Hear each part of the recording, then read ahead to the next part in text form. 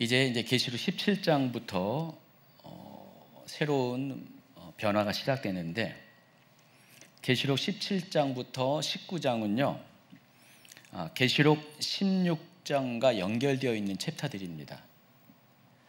여러분, 계시록 16장이 어떤 내용이었죠? 지난주까지 한 내용이 7 대접 재앙에 관한 내용들이 16장의 전체에 기록되어 있습니다.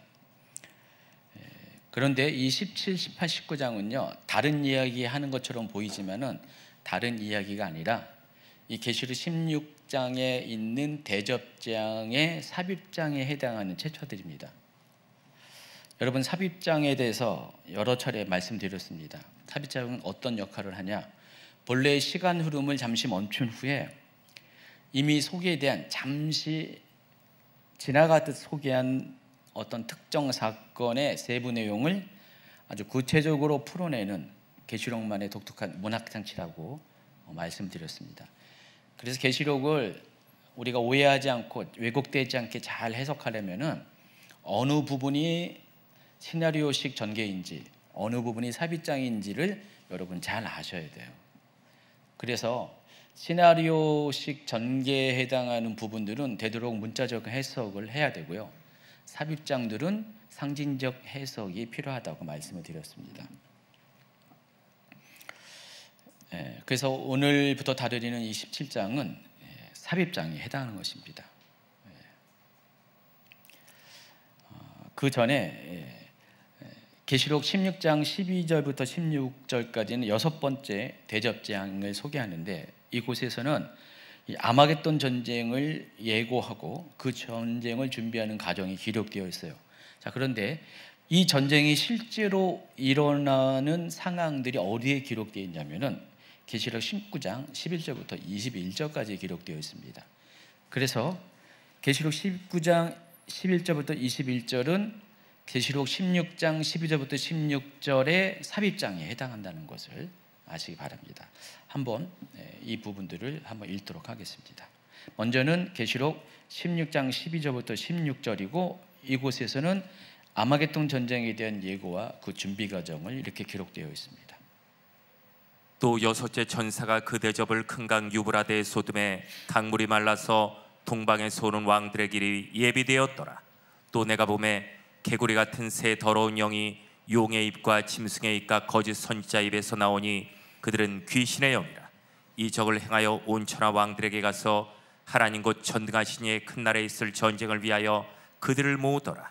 보라, 내가 도둑같이 오리니 누구든지 깨어 자기 옷을 지켜 벌거벗고 다니지 아니하며 자기의 부끄러움을 보이지 아니하는 자는 복이 있도다. 새 영이 히브리어로 아마겟돈이라는 곳으로 왕들을 모으더라. 자, 이 부분은 시간 순서적으로 일어나는 일들을 예고하고 있죠. 자, 이 부분이 19장 11절부터 21절까지 아마겟돈 전쟁으로 성취가 됩니다. 자, 그 부분도 이어서 읽어주세요. 또 내가 하늘이 열린 것을 보니 보라, 백마 그것을 탄 자가 있으니 그 이름은 충신과 진실이라. 그가 공의로 심판하며 싸우더라. 그 눈은 불꽃 같고 그 머리에는 많은 관들이 있고 또 이름 쓴 것 하나가 있으니 자기밖에 아는 자가 없고, 또 그가 피 뿌린 옷을 입었는데 그 이름은 하나님의 말씀이라 칭하더라. 하늘에 있는 군대들이 희고 깨끗한 세마 보슬 입고 백마를 타고 그를 따르더라. 그의 입에서 예리한 검이 나오니 그것으로 만국을 치겠고 친히 그들을 철장으로 다스리며 또 친히 하나님 곧 전능하신 이의 맹렬한 진노의 포도주들을 밟겠고 그 옷과 그 다리에 이름을 쓴 것이 있으니 만왕의 왕이요 만주의 주라였더라. 또 내가 보니 한 천사가 태양 안에 서서 공중에 나는 모든 새를 향하여 큰 음성으로 외쳐 이르되, 와서 하나님의 큰 잔치에 모여 왕들의 살과 장군들의 살과 장사들의 살과 말들과 그것을 탄 자들의 살과 자유인들이나 종들이나 작은 자나 큰 자나 모든 자의 살을 먹으라 하더라. 또 내가 보매 그 짐승과 땅의 임금들과 그들의 군대들이 모여 그 말 탄 자와 그의 군대와 더불어 전쟁을 일으키다가 짐승이 잡히고 그 앞에서 표적을 행하던 거짓 선지자도 함께 잡혔으니, 이는 짐승의 표를 받고 그의 우상에게 경배하던 자들을 표적으로 미혹하던 자라. 이 둘이 산채로 유황불 붙는 못에 던져지고 그 나머지는 말찬 자의 입으로부터 나오는 검의 죽음에 모든 새가 그들의 살로 배불리더라. 자, 이와 같은 방식으로 계시록 16장 17절부터 21절에 등장하는 7 대접 재앙에 소개하는 그 삽입장의 역할을 하는 것이 바로 계시록 17장과 18장입니다. 물론 계시록 18장에는 명확하게 큰 성 바벨론에 대한 언급이 있어요. 그런데 17장은 그 주제가 큰 성 바벨론보다도 큰 음녀에 관한 이야기를 다루고 있습니다. 그래서 일반적으로 계시록 17장은 큰 음녀가 받을 심판, 계시록 18장은 큰 성 바벨론이 받을 심판으로 구분을 합니다. 그렇지만은 이 계시록 17장의 마지막 절인 18절에 보면은요, 이런 표현이 있거든요. 번개와 음성들과 우레소리가 있고 또 어디 읽으세요? 17장 18절이요. 또 내가 본 그 여자는 땅의 왕들을 다스리는 큰 성이라 하더라. 예, 계시록 17장의 마지막 절인 18절은 이렇게 끝나요. 내가 본 그 여자는 땅의 왕들을 다스리는 큰 성이라 했어요. 근데 이 큰 성이 18장에서는 큰 성 바벨론으로 소개를 하고 있거든요. 그래서 이 17장에 나와 있는 이 큰 음녀도 18장에 소개하는 큰 성 바벨론과 동질 세력이라는 것을 우리가 알 수가 있습니다. 별도의 각각 다른 존재들인 것처럼 보이지만은 그러나 결국은 같은 세력이라는 것을 알 수가 있습니다. 그래서 7번째 대접이 부어질 때 시간 순서적으로 7번째 대접 재앙에 대해서 16장 17절부터 22절까지 이야기하는데 그것이 실제로 성취되는 장면은 계시록 17장과 18장에서 구체적으로 어떻게 그것이 성취되는지를 소개한다는 것입니다. 이처럼 계시록 16장에 소개된 7 대접 심판의 주요 사건들의 구체적인 상황을 소개하는 것이 삽입장 17장, 삽입장인 계시록 17장부터 19장의 역할과 목적입니다. 그래서 이 17장부터 19장까지는 시간 순서적으로 기록된 것처럼 보이지만은 반드시 시간 순서적으로 소개되는 게 아니에요. 그래서 이것은 내용을 더 중요하게 여기게 됩니다. 그래서 17장부터 19장은 이와 같은 4개의 주제들로 전개가 됩니다. 첫 번째는 큰 음녀에 대한 심판이 있고요. 이게 계시록 17장에 있고요. 큰 성 바벨론에 대한 심판은 계시록 18장에 있습니다. 그리고 계시록 19장으로 넘어가서 전반부에 해당하는 1절부터 10절은 어린 양 혼인잔치에 대한 이야기를 소개하는데 이 어린 양 혼인잔치는 천년왕국을 이야기합니다. 그래서 계시록 19장 1절부터 10절은 천년왕국에 대한 예고편에 해당하는 것입니다. 그리고 계시록 19장 11절부터 21절까지는 계시록 16장에서 소개했던 그 아마겟돈 전쟁이 실제로 벌어지는 이야기를 다루고 있습니다. 그래서 이 계시록 19장에 있는 두 가지 사건은 시간 순적으로 보면은 서로 뒤바뀐 사건으로 보셔야 돼요. 천년왕국이 먼저 기록되어 있지만은 천년왕국은 이 아마겟돈 전쟁 이후에 벌어지게 됩니다. 그래서 제가 아까 말씀드린 것처럼 반드시 이 17장부터 19장까지가 시간 순서적인 내용을 기록한 것이 아니라는 것을 알 수가 있습니다. 이제 17장으로 본격적으로 들어갑니다.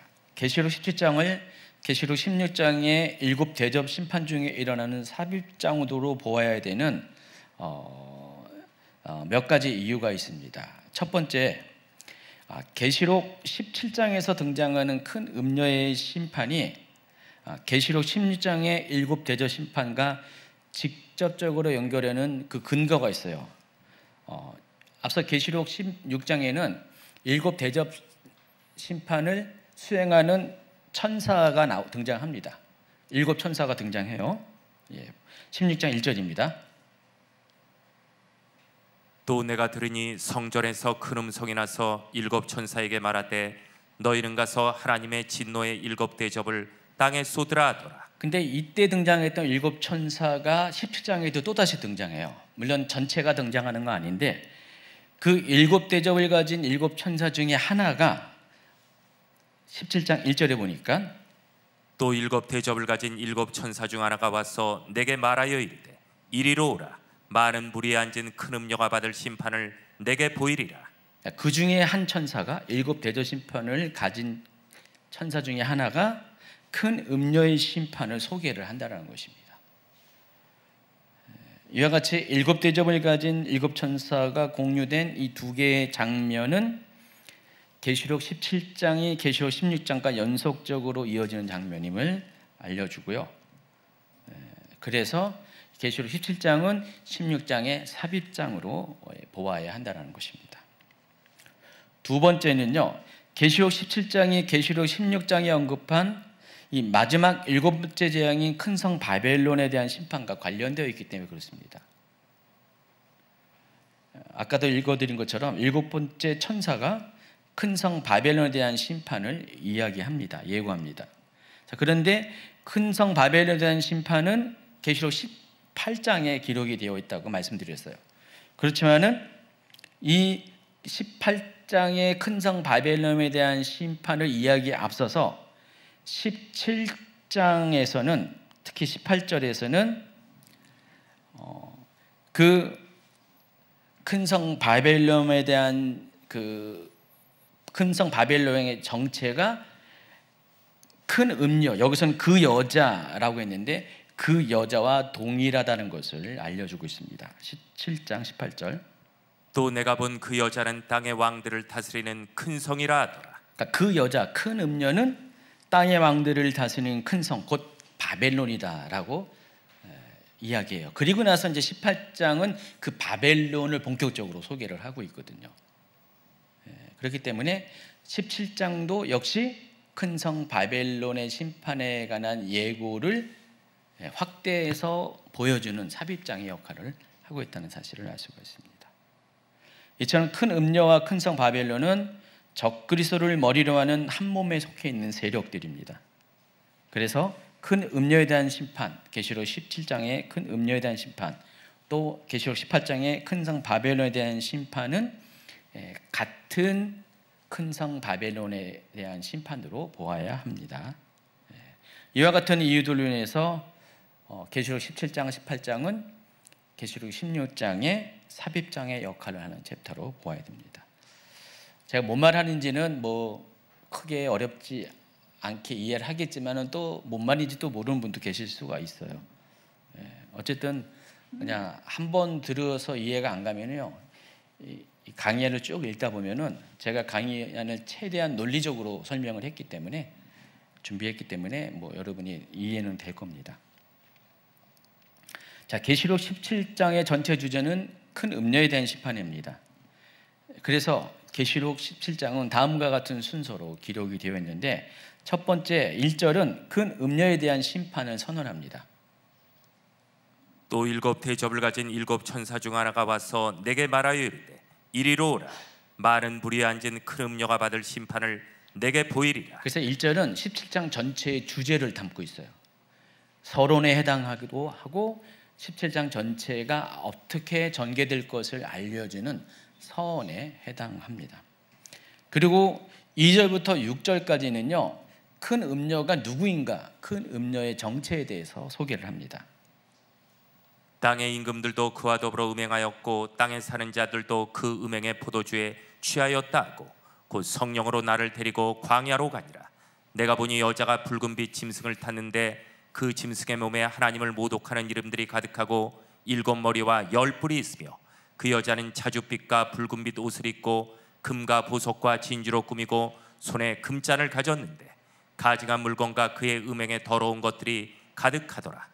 그의 이마에 이름이 기록되었으니 비밀이라 큰 바벨론이라 땅의 음료들과 가증한 것들의 어미라 하였더라. 또 내가 보매 이 여자가 성도들의 피와 예수의 증인들의 피에 취한지라. 내가 그 여자를 보고 놀랍게 여기고 크게 놀랍게 여기니. 이어서 7절부터 14절까지는 큰 음녀가 올라탄 짐승이 누구인지, 또 짐승의 머리에 있는 열뿔이 무엇을 의미하는지를 소개를 하고 있습니다. 7절부터 14절까지 또 쭉 읽어주세요. 천사가 이르되 왜 놀랍게 여기느냐? 내가 여자와 그가 탄 7머리와 10뿔 가진 짐승의 비밀을 내게 이르리라. 내가 본 짐승은 전에 있었더나 지금은 없으나 장차 무저갱으로 올라 멸망으로 들어갈 자니 땅에 사는 자들로서 창세 이후로 그 이름이 생명책에 기록되지 못한 자들이 이전에 있었다가 지금은 없으나 장차 나올 짐승을 보고 놀랍게 여기리라. 지혜 있는 뜻이 여기 있으니 그 7머리는 여자가 앉은 7산이요 또 7왕이라. 5은 망하였고 하나는 있고 다른 하나는 아직 이르지 아니하였으나 이르면 반드시 잠시 동안 머무르리라. 전에 있었다가 지금 없어진 짐승은 8째 왕이니 7 중에 속한 자라. 그가 멸망으로 들어가리라. 내가 보던 10뿔은 열왕이니 아직 나라를 얻지 못하였으나 다만 짐승과 더불어 임금처럼 한동안 권세를 받으리라. 그들이 한 뜻을 가지고 자기의 능력과 권세를 짐승에게 주더라. 그들이 어린 양과 더불어 싸우려니와 어린 양은 만주의 주시오 만왕의 왕이시므로 그들을 이기실 터이요 또 그와 함께 있는 자들 곧 부르심을 받고 택하심을 받은 진실한 자들도 이기리로다. 좀 익숙한 구절들이죠. 이거 13장 다룰 때 이 부분을 많이 이야기했습니다. 그리고 15절에서는요 많은 물, 그러니까 첫 번째 1절에서 큰 음녀가 물 위에 앉아 있다고 그랬죠. 그 많은 물이 무엇을 의미하는지를 소개를 하고 있습니다. 또 천사가 내게 말하되 내가 본가 음녀가 앉은 물은 백성과 무리와 열국과 방언들이니라. 그리고 이제 16절부터 17절은 큰 음녀의 최후에 대해서 소개를 합니다. 내가 본가 이 10뿔과 짐승의 음녀를 미워하여 망하게 하고 벌거벗게 하고 그의 살을 먹고 불로 아주 사르리라. 이는 하나님이 자기 뜻대로 할 마음을 그들에게 주사 한 뜻을 이루게 하시고 그들의 나라를 그 짐승에게 주게 하시되 하나님의 말씀이 응하기까지 하심이라. 그리고 이제 18절은 17장의 결론 부분에 해당합니다. 그래서 큰 음녀의 정체에 대해서 아주 본격적으로 최종적으로 이야기합니다. 또 내가 본 그 여자는 땅의 왕들을 다스리는 큰 성이라 하더라. 자, 이런 식으로 보면은 계시록 17장이 굉장히 구조적으로 탄탄하게 되어 있다는 걸 알 수가 있습니다. 서론 또는 서원에 해당하는 1절이 있고요. 이 17장이 어떤 이야기를 다루고 있는지를 알려주는 겁니다. 곧 큰 음녀의 심판이 있을 것이다. 많은 무리에 앉아있는 큰 음녀에 대한 심판이 있을 것이다 라는 것을 이야기하고, 그리고 맨 마지막 18절은 그 여자 큰 음녀가 결국은 17장에서 소개하는 큰 성 바벨론과 같은 세력이다라는 것을 알려줍니다. 그리고 그 중간에 큰 음녀의 정체에 대해서, 또 큰 음녀가 올라탄 짐승과 그 10뿔이 정체에 대해서도 소개하고, 또 많은 물에 대해 정체에 대해서도 소개하고, 큰 음녀의 심판 내용도 소개를 합니다. 자, 이와 같이 계시록 17장은요 굉장히 구조적으로 탄탄하게 되어 있어요. 그렇지만은 보신 바와 같이 다 상징적인 표현들이잖아요. 그래서 어려워요. 굉장히 어렵습니다. 그래서 누군가 이 부분을 해석이 필요하고 설명이 필요하기 때문에 제가 여기 서 있는 거고요. 자, 그래서 이와 같은 그 사전 지식을 가지고 지금부터는 자세하게 계시록 17장을 단락별로 소개를 해드리겠습니다. 먼저 그래서 오늘 다뤄드릴 것은 1절부터 6절까지의 내용이고, 큰 음녀의 정체에 대해서 소개를 해드리도록 하겠습니다. 17장 1절은요 이 심판의 목표가 아주 분명하게 특정되어 있어요. 대상이 정해져 있어요. 뭐라고 했냐면은 많은 물 위에 앉은 큰 음녀에 대한 심판. 다시 한번 읽어주시기 바랍니다. 또 7 대접을 가진 7 천사 중 하나가 와서 내게 말하여 이르되 이리로 오라. 많은 물 위에 앉은 큰 음녀가 받을 심판을 내게 보이리라. 심판의 목표는 아주 분명해요. 큰 음녀입니다. 자, 그러면은 이 17장을 이해하려면은 우선적으로 큰 음녀가 누구인지에 대해서 그 정체를 아는 것이 선행되어야 됩니다. 그렇지만은 이 계시록 17장은 상징이고요, 큰 음녀 자체도 상징이에요. 문자적으로 이 큰 음녀를 그대로 이해할 수는 없어요. 좀 이따가 큰 음녀에 대한 묘사를 그림으로도 보여주시면은 그 그림과 같은 그 여자를 말하는 게 아니라는 것을 알 수가 있어요. 그래서 이게 문자적으로 해석하면 도저히 이해가 안 가요. 그렇다고 해서 상징적으로 이해하는 것도 쉽냐? 또 그것도 아니에요. 상징적으로 이해를 해야 되는데 상징적인 해석도 쉬운 건 아니라는 거예요. 그런데 다행히도요, 여러분 아시다시피 계시록은요 아주 특별한 주제, 사람들이 오해할 만한 주제 같은 경우는요 몇 곳에 걸쳐서 계시록 자체가 오해하지 않도록 해석을 미리 달아줍니다.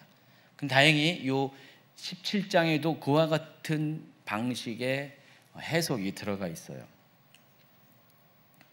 그래서 큰 음녀가 누구인지를 알 수 있는 힌트들이 17장에도 나와 있습니다.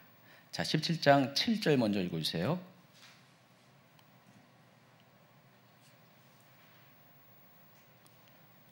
천사가 이르되 왜 놀랍게 여기느냐? 내가 여자와 그가 탄 7머리와 10뿔 가진 짐승의 비밀을 내게 이르리라. 그리고 9절과 10절입니다. 지혜 있는 듯이 여기 있으니 그 7머리는 여자가 앉은 7산이요 또 7왕이라. 5은 망하였고 하나는 있고 다른 하나는 아직 이르지 아니하였으나 이르면 반드시 잠시 동안 머무르리라. 12절입니다. 내가 보던 10뿔은 열왕이니 아직 나라를 얻지 못하였으나 다만 짐승과 더불어 임금처럼 한동안 권세를 받으리라. 15절. 또 천사가 내게 말하되 내가 본가 음녀가 앉아있는 물은 백성과 무리와 열국과 방언들이니라. 18절. 또 내가 본 그 여자는 땅의 왕들을 다스리는 큰 성이라 하더라. 자, 보시면은 여러분 이곳에서도 이 부분도 이해 못할 부분이 있는데 근데 대충 큰 음녀가 누구인지를 알 수 있는 힌트들이 여기 나와 있습니다. 그래서 이것을 토대로 큰 음녀의 정체에 대해서 소개를 할 겁니다. 큰 음녀가 누구인지를 아는 첫 번째 정보는 그녀가 많은 무리에 앉아 있다는 것입니다. 한번 많은 무리에 앉아 있는 큰 음녀의 모습을 그림으로 보여주시기 바랍니다. 문자적으로 보면 이런 내용이에요. 지금 사도 요한이 이 모습을 본 거예요. 많은 무리에 큰 음녀가 자주색과 보라색 옷을 입고 금잔을 들고 저렇게 앉아 있는 거예요. 계시록 17장이 저런 내용을 담고 있다는 것입니다. 여러분 문자적으로 저걸 보면은 도대체 뭔 얘기하는 거야? 라는 의문이 들 수밖에 없어요. 도저히 이해할 수가 없어요. 그런데 이 보여지는 외모는 실제 모습이 아니라 상징이라고 말씀드렸어요. 그리고 계시록 17장은 이 상징을 푸는 여러 가지 힌트들이 좀 전에 읽어드린 구절을 통해서 미리 알려주고 있습니다. 그래서 이 말이 무슨 뜻인지 알기 위해서는 많은 물이 의미하는 것이 무엇인지를 알아야 된다는 것입니다. 성경에서 바다와 물은요 단순히 자연 현상을 넘어서 이 세상 또는 세상에 속한 민족과 무리들을 상징하는 표현으로 자주 사용됩니다. 조금 더 부정적인 이미지는 세상이 주는 그 혼탁함, 혼란스러운 세상을 상징하는 것이 물이에요. 특히 바다입니다. 그러니까 바다는 이스라엘 민족에게 있어서 바다는 안 좋은 경험이에요. 거기는 낯선 곳이고요. 그 바다는 어두운 곳입니다. 두려운 장소예요. 그래서 이 많은 물은 세상을 상징하고 특히 혼란스러운 세상을 상징하는 그런 이미지입니다. 그런데 계시록 17장 15절에도 그 물에 대한 해석이 나와 있어요. 또 천사가 내게 말하되 내가 본 바 음녀가 앉아있는 물은, 많은 물은 뭐라고 했어요? 백성과 무리와 열국과 방언들이다 라고 했어요. 자, 그러면 이 큰 음녀가 지금 물 위에 앉아 있는데 실질적인 물리적인 물을 말하는 것이 아니라 이 음녀가 앉아 있는 것은 세상에 있는 백성과 무리와 열국과 방언들 위에 큰 음녀가 앉아 있다. 그래서 이 큰 음녀가 그 세상 가운데 앉아 있다는 것은, 사람들 가운데 앉아 있다는 것은 큰 음녀가 그들을 지금 다스리고 통치하고 있다라는 의미가 된다는 것입니다. 그래서 이 앉아 있다는 표현이 지배하고 통치한다는 뜻이 되는 거예요. 그러니까 문자적으로 물 위에 떠 있는 것이 아니라 많은 민족과 국가들을 자기 영향력 아래 두고 그들을 다스리며 통제하고 있다는 강력한 통치적 이미지를 이런 상징으로 나타내 보여주고 있다는 것입니다. 자, 그러면은 이 큰 음녀가 결국은 누굴 가리킬까요? 이 전 세계의 정치, 경제, 종교, 문화 전반에 걸쳐서 강력한 영향력을 행사하고 있는 어떤 거대한 세력 혹은 어떤 체제를 상징하는 것입니다. 그래서 이 세력은 각 나라의 왕들과 권력자들과도 깊은 관계를 맺고 있으며, 또 뒤에 나오는 이야기들을 통해 보면은 세속적 가치와 타락을 퍼뜨려서 전 세계를 지배하는 존재로 묘사되어 있다는 것입니다. 우리가 이 큰 음녀에 대한 첫 번째 이미지, 많은 물이 앉아 있다라고 했는데, 이 많은 물은 세상을 의미합니다. 세상의 권력과 세상의 나라들과 세상의 모든 사람들, 족속들을 상징하는 단어입니다. 그래서 이 큰 음녀가 지금 그 세상의 모든 권력에 서 있고 사람들을 통제하고 있다는 것을 우리가 이 장면을 통해서 이해할 수가 있습니다. 그리고 계시록 17장 5절은 큰 음녀를 가리켜서 한번 읽어주세요. 그의 이마에 이름이 기록되었으니 비밀이라, 큰 바벨론이라, 땅의 음녀들과 가증한 것들의 어미라였더라. 땅의 음녀들과 가증한 것들의 어미라고 이야기를 합니다. 그래서 17장 5절에 나와 있는 큰 음녀와 땅의 음녀들, 이 가증한 것들, 이 세 단어는요 공통점이 있어요. 바로 간음과 성적 타락을 말합니다. 육적으로는. 그렇지만 영적으로는 뭐예요? 그 성경에서 특히 계시록의 우리 7대 교회 이야기를 통해서 이 간음과 성적 타락은 무엇을 의미했어요? 하나님과의 관계 안에서 영적인 타락, 배도를 의미하는 것이라고 우리가 이미 알고 있습니다. 성경에서도 음녀는 바로 그와 같은 뜻을 갖고 있어요. 하나님을 배반하고 이방신을 섬기는 이 배도 세력을 상징하는 단어가 음녀예요. 그리고 가증한 것은 뭐예요? 영적으로 매우 타락하고 음란한 형식의 종교 행위들을 상징하는 단어입니다. 그리고 그들의 어미라는 표현은 큰 음녀가 그와 같이 하나님을 반역하고 영적 타락을 하는 모든 일의 근원적인 존재라는 뜻을 갖고 있어요. 그래서 이 큰 음녀는 세상에서 하나님을 배반하고 배역하고 배도하는 모든 일들, 또 영적으로 타락해서 음란한 종교 행위를 하고 있는 가증스러운, 하나님 앞에 가증스러운 행동을 하고 있는 모든 행위들을 가져오게 하는 그 근원들을 가리키는 표현이라는 것입니다. 그래서 큰 음녀는 세상에 있는 모든 하나님 앞에서의 영적 음행과 또 음란의 시작이고 근본이 되는 그와 같은 세력을 가리킨다는 것입니다. 그런데 2절은요 세상의 권력자들과, 그러니까 왕들을 말합니다. 일반 사람들, 땅에 사는 자들이라고 표현했죠. 그러니까 통치자들과 그 통치자들에서 통치를 받는 사람들, 그러니까 모든 세상 사람들이 큰 음녀가 펼쳐놓은 이와 같은 우상 숭배에 깊이 참여하고 있음을 이야기합니다. 그래서 2절에서는요 땅의 임금들도 그와 더불어 음행하였고 땅에 사는 자들도 그 음행의 포도주에 취하였다 그랬어요. 자, 이것은 반복법이에요. 같은 이야기를 하는 것입니다. 땅의 임금들도 음녀와 더불어서 하나님을 배도하는 그 영적 간음을 했고, 땅에 사는 자들도 마찬가지로 그 음행의 포도주. 이제 포도주가 상징하는 것이 계시록 전체 내용은 하나님 앞에 심판받은 행동, 진노를 사는 행동을 가리키는데 그와 같은 행동을 취하였다라고 이야기를 하고 있습니다.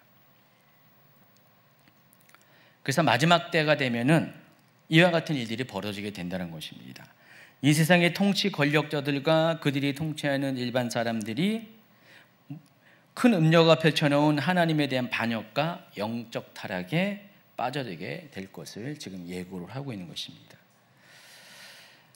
따라서 이 땅의 음녀들은 이 세상의 모든 지역과 국가적으로 퍼져 있는 하나님을 배도하게 하는 영적으로 타락한 세력들을 의미하고, 가증한 것들은 단순한 도덕적 타락을 넘어서 하나님 보시기에 혐오스러운 모든 영적 악한 행위들, 우상을 숭배하는 행위들, 부정한 그런 의식들, 거짓 가르침을 상징하는 단어예요. 그런데 이 큰 음녀가 그 모든 것들의 어미라고 했기 때문에 마지막 때는 이 큰 음녀를 통해서 그와 같은 일들이 시작이 된다는 것입니다. 그와 같은 것들을 풀어놓는 존재가 큰 음녀라는 것이에요. 마지막 때는 이런 일이 생긴다는 것입니다. 큰 음녀를 통해서 전 세계적으로 하나님을 떠나 다른 신들을 우상으로 섬기는 영적 부패와 타락이 확산되는 일들이 벌어지게 돼요. 그러니까 세상의 모든 사람들 위에 큰 음녀가 올라타 있어요. 많은 무리에 앉아 있으면서 그와 같은 영향력을 깊게 행사한다는 것입니다. 그렇기 때문에 큰 음녀는 그 모든 타락한 세력들을 만들어내고 그들의 행위들을 주도하며 세계적으로 확산시키는 강력한 영향력을 가진 존재라는 것을 우리가 알 수가 있습니다. 그래서 이것을 정리하는 결론이 12페이지 맨 밑에 부분인데 전도사님이 한번 읽어주세요. 장차 마지막 때에 등장할 큰 음녀는 하나님의 영적 질서를 정면으로 도전하고 하나님의 뜻에 대적하는 사탄적 세력의 대표적인 존재를 가리킵니다. 그래서 큰 음녀는 사람들로 하여금 영적 타락의 길로 들어서게 하여 하나님을 배도하게 하고 적그리스도를 하나님이 대신하여 숭배하게 하는 일을 앞장서서 주도하는 세계 단일정부와 연관된 종교 통합 세력을 가리킵니다. 그래서 이 마지막 때에는 큰 음녀에 해당하는 종교 통합 세력의 활동으로 인해서 세상의 모든 종교와 권력 그리고 사람들이 하나님을 대신해서 적그리스도를 하나님처럼 섬기는 그런 날이 오게 된다는 것입니다. 그리고 그 일을 주도하는 세력이 바로 큰 음녀로 표현된 종교 통합 세력이라는 것입니다. 자, 3절에 보니까 읽어주세요. 곧 성령으로 나를 데리고 광야로 가니라. 내가 보니 여자가 붉은빛 짐승을 탔는데 그 짐승의 몸에 하나님을 모독하는 이름들이 가득하고 7머리와 10뿔이 있으며. 여기 보면 그 여자가, 큰 음녀가 붉은빛 짐승을 탔다 그랬습니다. 짐승이 누군지는 계시록 13장을 통해서 우리는 이미 알고 있어요. 짐승이 의미하는 것은 적그리스도입니다. 13장 1절이요. 내가 보니 바다에서 한 짐승이 나오는데 뿔이 10이요 머리가 7이라. 그 뿔에는 10왕관이 있고 그 머리들에는 신성 모독하는 이름들이 있더라. 그래서 그 여자가 붉은빛 짐승을 탔다는 것은 바로 종교 통합 세력이 적그리스도의 정치적 군사적 권세를 등에 업고 그 힘을 이용해서 세상을 지배한다는 뜻이에요. 자, 우리가 지금 다 상징으로 푸는 거예요. 지금요. 상징을 푸는 해석이 이렇다는 것입니다.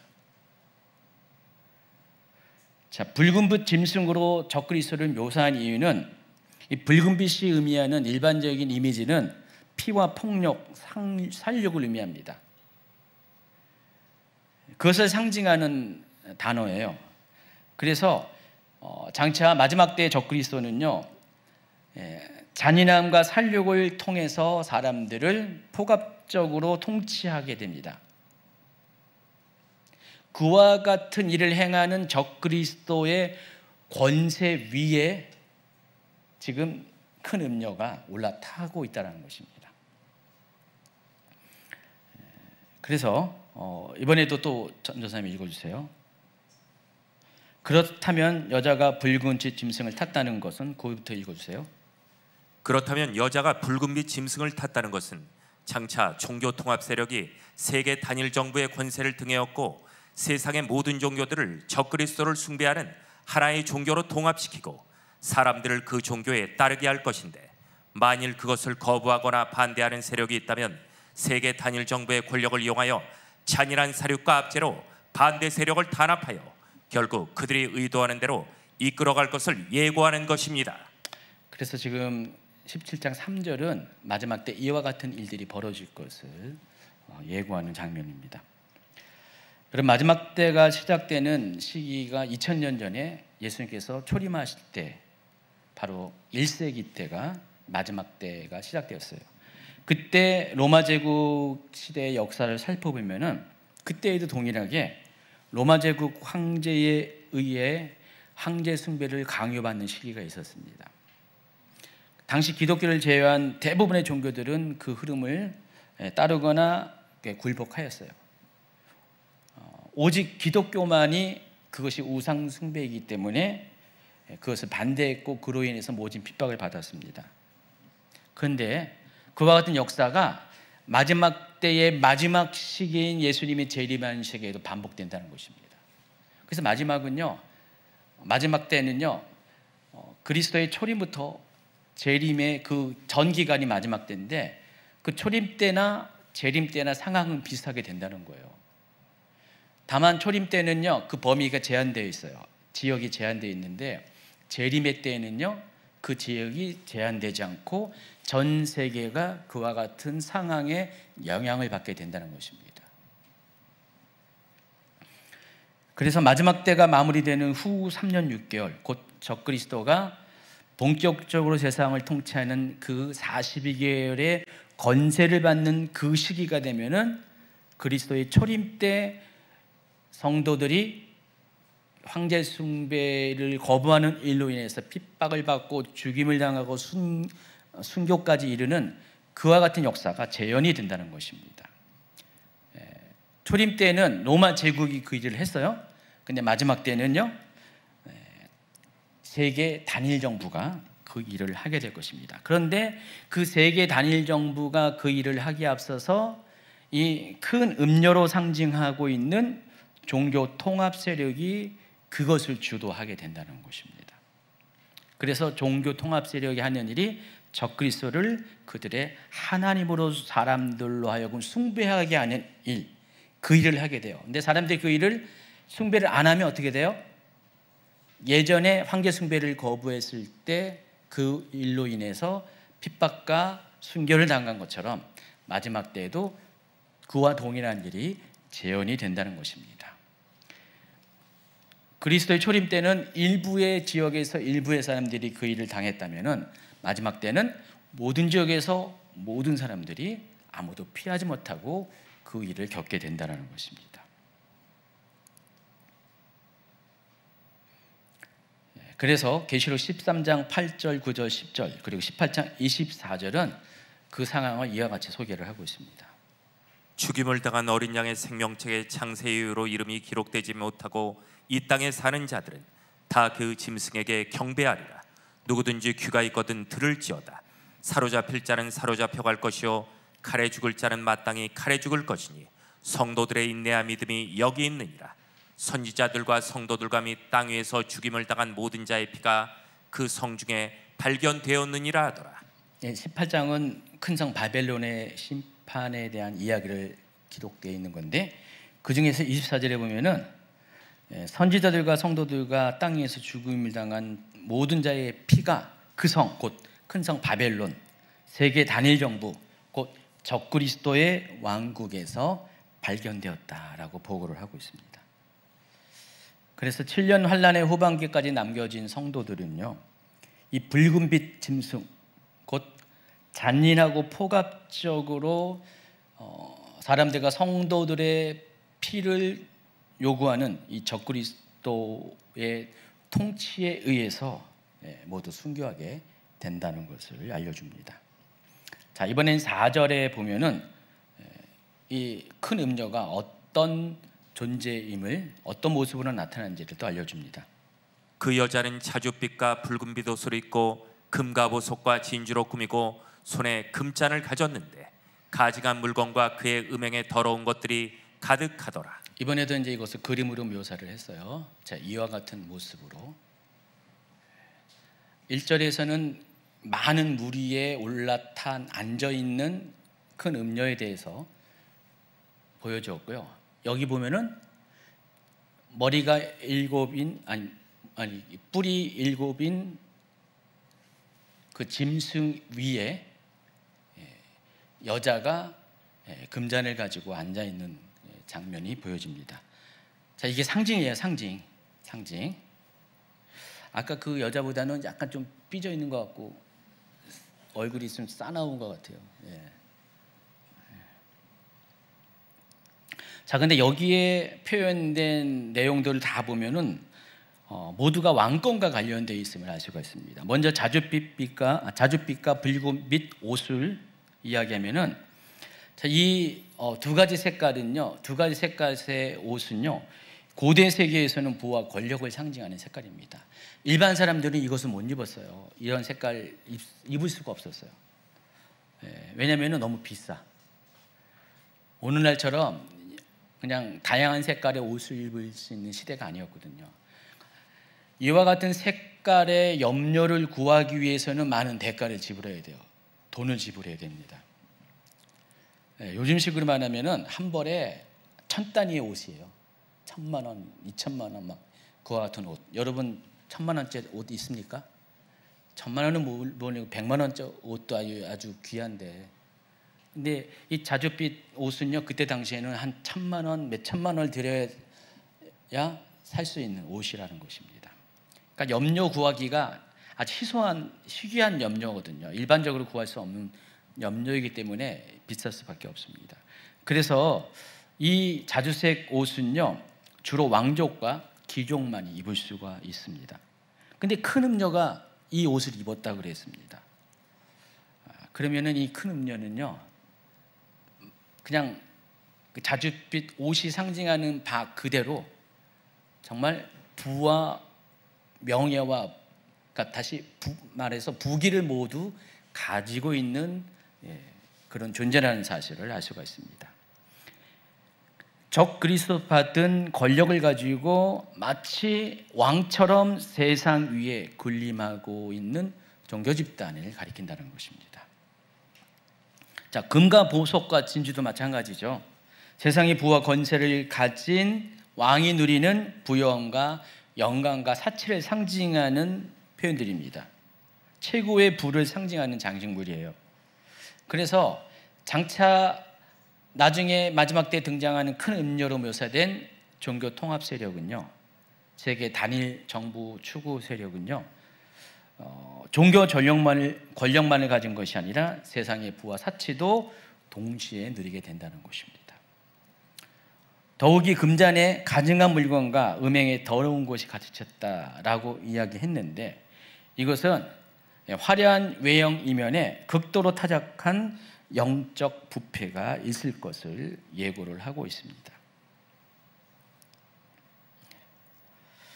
그래서 이곳에 표현된 이 큰 음녀의 모습들은 장차 종교 통합 세력이 어떤 방식으로 세상 위에 군림할 것인지, 어떤 방식으로 사람들에게 나타내 보여줄 것을 우리에게 알려주고 있습니다.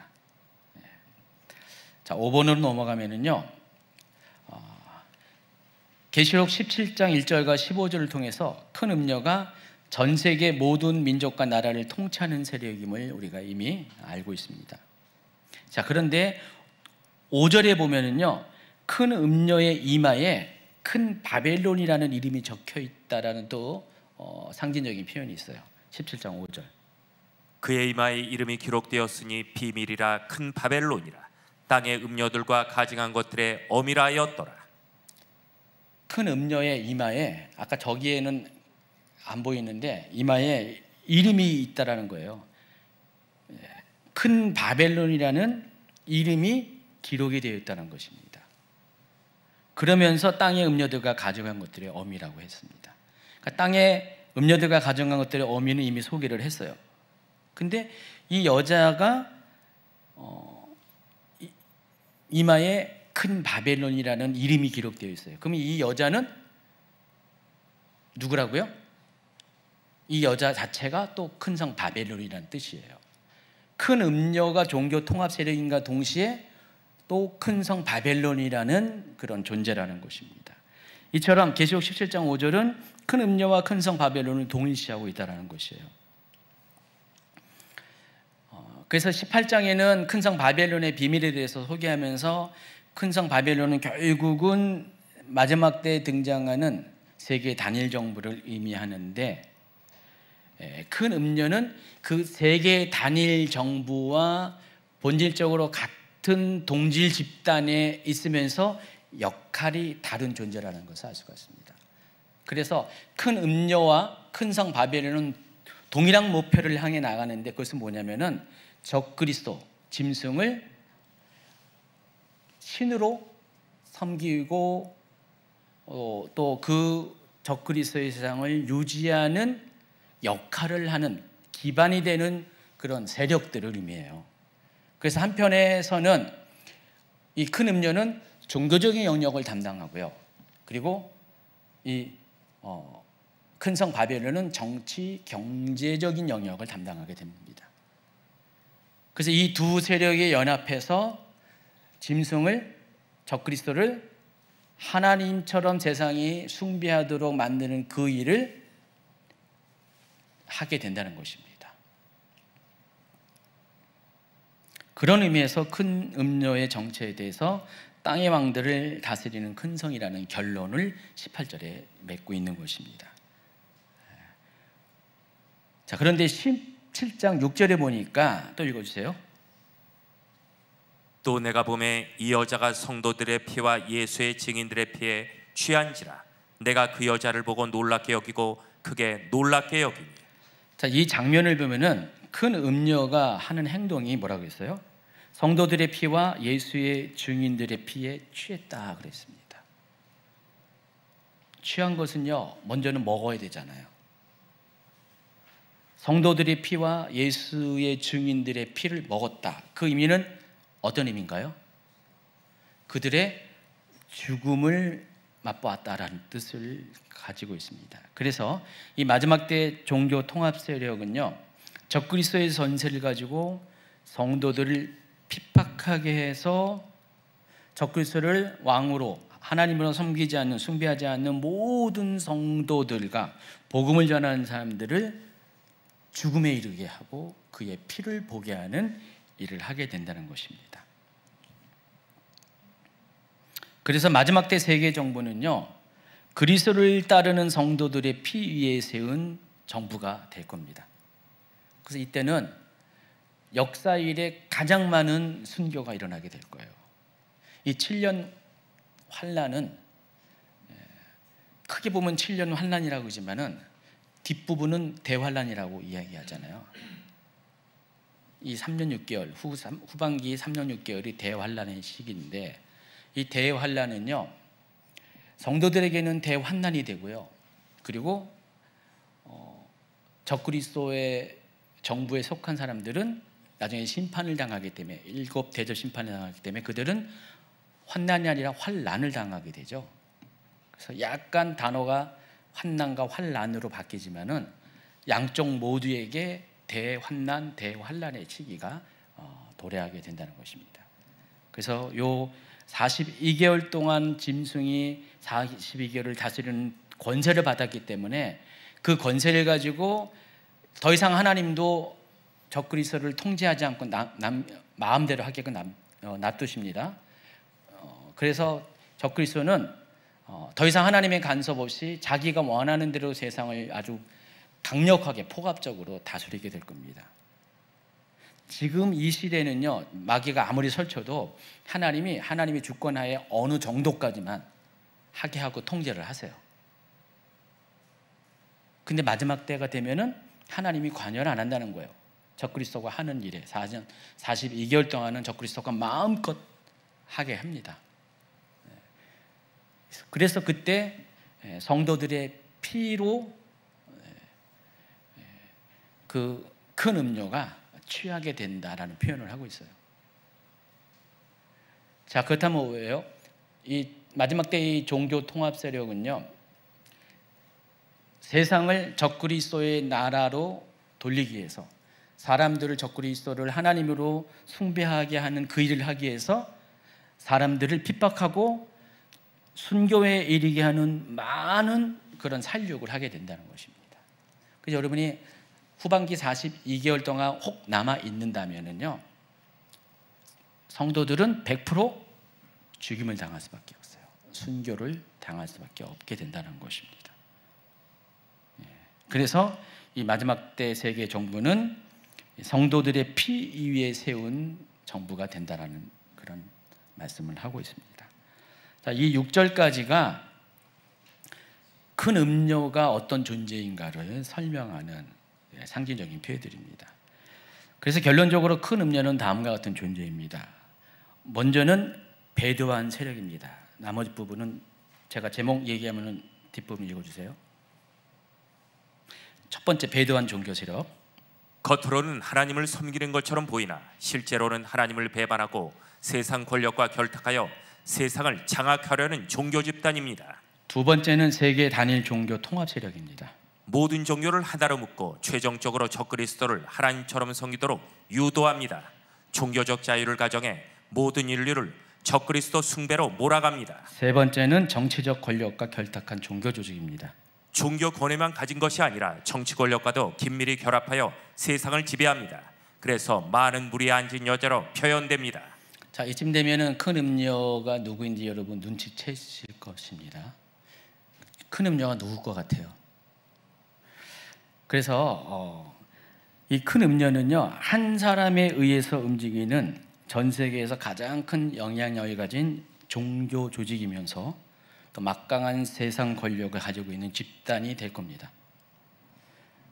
역사적으로도 정치와 종교를 통합하여 지배했던 전례를 가지고 있고요. 이 마지막 때는 종교 다원주의 또 세계 평화라는 명분 아래 다른 종교들과 종교 통합의 흐름을 주도하는 세력이 될 겁니다. 자, 그 세력의 가장 강력한 후보가 현재로서는 로마 카톨릭이에요. 그래서 저뿐만 아니라 많은 분들이 로마 카톨릭을 마지막 때 등장하는 큰 음료의 가장 강력한 후보로 여기고 있어요. 그래서 다음 주 강의부터는요, 한 2주간에 걸쳐서 이 로마 카톨릭이 왜 큰 음료가 될 수밖에 없는지, 지난 세월 동안 과거로부터 오늘날까지 지금 현재까지 로마 카톨릭이 걸어온 길을 제가 리서치를 했어요. 조사를 해서 큰 음료의 후보에 맞는지 틀린지를 여러분에게 판단하도록 알려줄 겁니다. 그러니까 로마 카톨릭이 어떻게 지금까지 계시록 17장에서 말하는 큰 음료의 모습으로 걸어왔는지를 제가 소개한다는 거예요. 그래서 강의안을 제가 그 부분을 16페이지까지 만들어 놨는데 다음 주에는 그것들을 소개를 한다는 것입니다. 그리고 그 다음 강의에서는 그런 마지막 때의 이 로마 카톨릭이 어떤 모습으로 지금까지 걸어온 그 길을 근거로 어떤 모습으로 정말로 큰 음료의 역할을 하게 될지 예측 가능한 정보들을 가지고 여러분에게 또 그 부분을 다뤄드릴 것입니다. 제가 웬만하면 로마 카톨릭에게 이번에 안 하려고 그랬는데 우리 다은자매의 압력으로 해서 제가 로마 카톨릭을 이번에 다루려고 해요. 제가 예전 강의에서는 로마 카톨릭에 대해서 4번에 걸쳐서 강의를 했었어요.